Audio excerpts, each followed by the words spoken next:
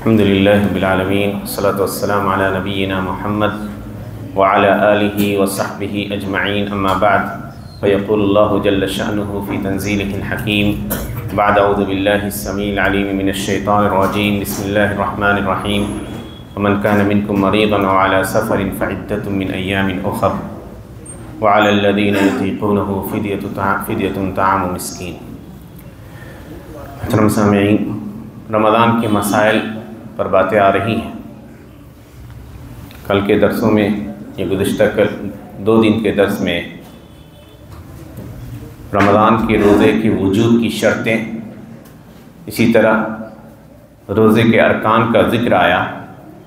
آج سے ان لوگوں کا بیان شروع ہوگا جن کے پاس عذر ہوتا ہے رمضان میں، یعنی کسی طرح کا عذر ہے، اور یہ کئی طرح کے لوگ ہیں، بیمار ہیں، مسافر ہیں، حاملہ عورت ہے، اسی طرح دودھ پلانے والی عورت ہے، تو ان کے کیا احکام ہیں تفصیل سے انشاءاللہ ایک ایک کر کے ذکر آئے گا۔ آج پہلا وہ شخص جس کے پاس عذر ہوتا ہے رمضان میں، وہ بیمار شخص ہوتا ہے، اور بیماری یہ ایک آزمائش ہوتی ہے اللہ سبحانہ وتعالیٰ کی جانب سے۔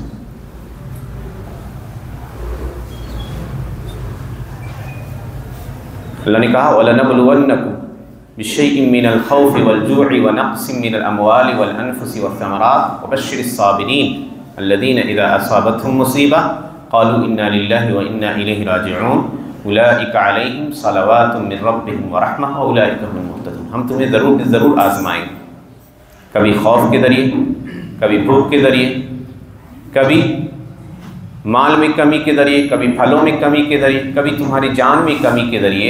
ان لوگوں کو خوشخبری دے دیجئے جو صبر کرتے ہیں، جنہیں کوئی مصیبت پہنچتی ہے تو کہتے ہیں کہ ہم اللہ کے لیے ہی ہیں اور اللہ کی طرف پلٹنے والے ہیں۔ ان کا ثواب اور بدلہ یہ ہے اولئک علیہم صلوات من ربہم ورحمہ، ان پر رب کی جانب سے رحمت مغفرت نازل ہوتی ہے، اور یہی لوگ ہدایت یاب ہیں۔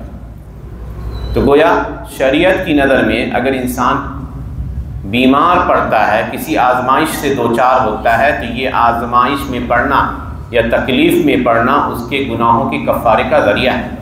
اللہ کے نبی صلی اللہ علیہ وسلم نے فرمایا، متفق علیہ حدیث ہے، حضرت ابو سعید اور ابو ہریرہ رضی اللہ عنہ کہتے ہیں کہ اللہ کے نبی نے کہا ما یصیب المسلم من نصب ولا وصب ولا غم ولا حزن، کہ مسلمان کو کوئی تھکاوٹ، کوئی بیماری، کوئی غم، کوئی ٹینشن، کوئی فکر مندی اگر لاحق ہوتی ہے، یہاں تک کہ کوئی کانٹا بھی چبھتا ہے، تو اللہ ان چیزوں کو اس کے گناہوں کے کفارے کا ذریعہ بنا دیتا ہے۔ اور یہ آزمائش کا سلسلہ چلتا رہا۔ اللہ تعالیٰ کسی کے درجات کو بلند کرنا چاہتا ہے تو اس کو آزماتا ہے۔ اسی لیے اللہ کے نبی صلی اللہ علیہ وسلم فرمایا، ترمذی کی حدیث ہے، ان عظم الجزاء مع عظم البلاء، جس کے اوپر آزمائش بہت ہوتی ہے اس کا مقام و مرتبہ اللہ کے ہاں بڑھتا رہتا ہے۔ ان اللہ اذا احب قوما ابتلاهم، اللہ کسی سے محبت کرتا ہے تو انہیں آزماتا ہے۔ فمن رضی فلہ الرضا، جو اس آزمائش پر کھرا اترا، صبر کیا، اللہ سے ثواب کی امید رکھی، اچھا گمان رکھا، آہو واویلا نہیں کیا، اللہ کی تقدیر پر سوال نہیں کھڑے کیے، تو اللہ کے نبی صلی اللہ علیہ وسلم نے کہا ایسے شخص کو اللہ کی رضامندی حاصل ہو جاتی ہے۔ ومن سخط فلہ السخط، اور جو ناراض ہوا تو اللہ کی ناراضگی کا وہ شکار ہو جائے گا۔ حضرت سعد بن ابی وقاص کہتے ہیں کہ اللہ کے نبی سے میں نے پوچھا، ہے اللہ کے نبی ای الناس اشد بلا، سب سے زیادہ آزمائش کن کی ہوتی؟ تو اللہ کے نبی نے کہا اشد الناس بلاء الانبیاء ثم الامثل فالامثل، سب سے زیادہ آزمائش نبیوں کی ہوتی ہے، پھر اس شخص کی جو دین میں زیادہ مضبوط ہو۔ یبتلی الرجل علی قدر دینہ او علی حسب دینہ، انسان کی آزمائش اس کے دین کے اعتبار سے ہوتی ہے۔ اگر وہ اپنے دین میں مضبوط ہے تو اللہ اسے اسی اعتبار سے آزماتا ہے۔ دین میں کم ہے، ہلکے درجے کا ہے، تو اس کی آزمائش اسی ہلکے معیار کی ہی ہوتی۔ تو ایک مسلمان کی شان یہ ہونی چاہیے کہ بیمار رہے تو اللہ سے ثواب کی امید رکھے، صبر کرے اس بیماری کے اوپر، ہمیشہ عافیت کی دعا کیجیے کہ اللہ تعالیٰ محفوظ رکھے، کیونکہ ہر شخص کے اندر اتنا جذبہ نہیں ہوتا کہ وہ پریشانی اور مصائب میں بھی کھڑا رہے، ثابت رہے دین پہ، ایسا نہیں ہوتا۔ بہت سارے لوگ مکر جاتے ہیں، پھر جاتے ہیں۔ اسی لیے حضرت ابو بکر صدیق رضی اللہ عنہ کی روایت آتی ہے، اللہ کے نبی صلی اللہ علیہ وسلم فرمایا سل اللہ العفو والعافیہ، اللہ سے عفو و عافیت مانگا کرو، فإنه لم يعط بعد اليقین شیء افضل من العافیہ، یقین کے بعد دین میں سب سے بہترین چیز عافیت ہے کہ آپ ہر چیز سے محفوظ ہیں۔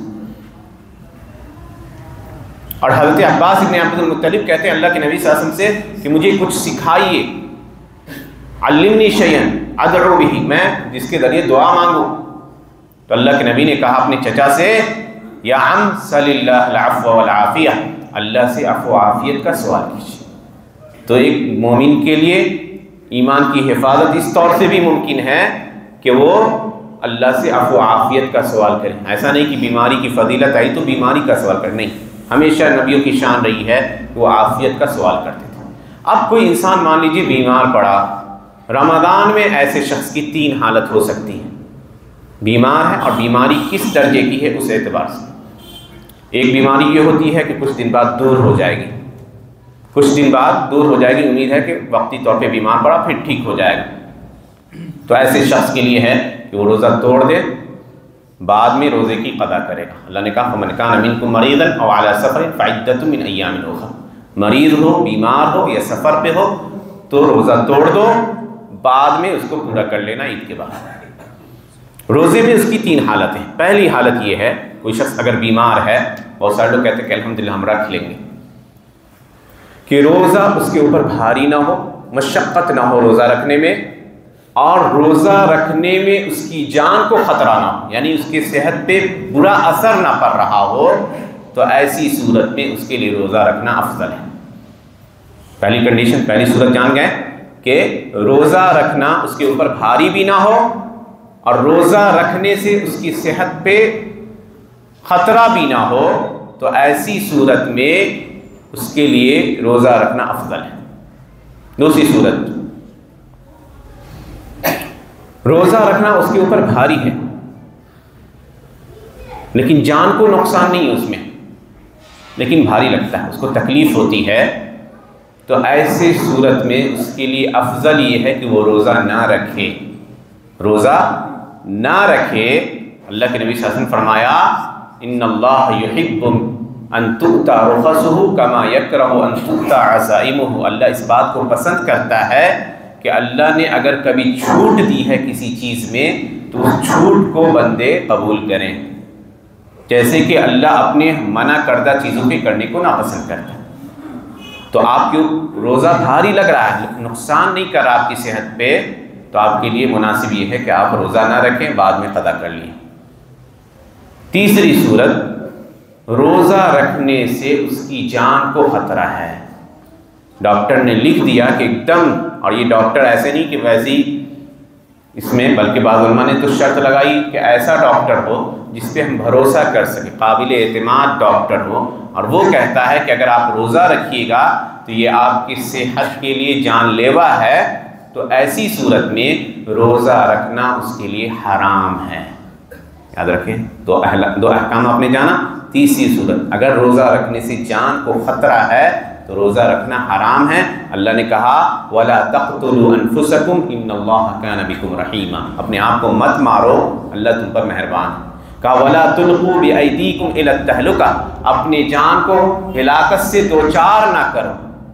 تو ایسی صورت میں یہ شخص روزہ نہیں رکھے گا، بعد میں روزے پورا کرے گا اگر ٹھیک ہونے کا چانس ہے، تو اگر ٹھیک ہونے کا چانس نہیں ہے تو اس کا اگلا مسئلہ آ رہا ہے۔ تو یہ 3 حالات تھے روزے کے تعلق سے۔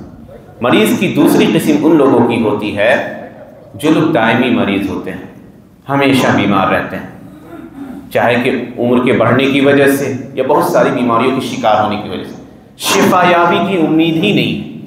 تو ایسے شخص کے حق میں یہ ہے کہ وہ روزہ نہیں رکھیں گے، ہر دن ایک مسکین کو ہر روزے کے عوض کھانا کھلائیں۔ کھانا 2 طرح سے دیا جا سکتا ہے۔ کتنا؟ ایک یہ کہ آپ دانہ دے دیں انہیں اور کوانٹٹی حضرت کعب بن اجرہ کو اللہ کے نبی نے کہا تھا کہ نصف سا دینا ہے، نصف سا جو آپ کھاتے ہو، تو نصف سا تقریباً 1.5 kg کے آس پاس بنتا ہے۔ تو اگر کوئی آدمی روزہ نہیں رکھتا ہے اور دائمی مریض ہے، ہمیشہ بیمار رہتا ہے، تو اس کی جانب سے 1.5 kg اناج یا کھانے کی چیزیں جو آپ کھاتے ہیں وہ کسی مسکین کو دے دیجیے۔ دوسری صورت یہ ہے فدیہ دینے کی کہ آپ ایسا کریں، جو کھانا آپ کھاتے ہیں گھر میں کھانا تیار کیجیے اور اس مسکین کو کہیے کہ آپ ہمارے یہاں شام میں آ کر کھا لیا کیجیے۔ حضرت انس ابن مالک رضی اللہ عنہ کے حوالے سے امام بخاری نے لکھا ہے کہ بہت بوڑھے ہو گئے تھے، لمبی عمر پائی تھی، تو بڑھاپے میں روزہ نہیں رکھ پاتے تھے، تو ہر مسکین کو ہر روز گوشت روٹی وغیرہ کھلایا کرتے تھے۔ جو خود کھا رہے ہیں پیٹ بھر کے اس کو کھلا دیجئے، اگر سحری کھانے میں اس کی خواہش ہو تو کچھ سحری کا دے دیجئے، اس کو روانہ کر دیجئے۔ تو یہ طریقہ ہے اس مریض کے حق میں جو دائمی مریض ہے اور شفا یابی کی کوئی امید نہیں ہے، وہ روزہ نہ رکھیں گے، ہر روزے کے عوض میں ایک مسکین کو کھانا دیں گے۔ اگر دانے کی شکل میں دینا ہے تو 1.5 kg، اور بہت اچھا ہے اگر وہ آپ کے یہاں آ کے کھا لیتا ہے تو فبہا ونعم، بہت اچھی بات ہے۔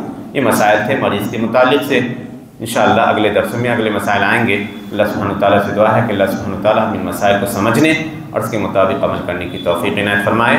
آمین۔ وآخر دعوانا الحمدللہ رب العالمین۔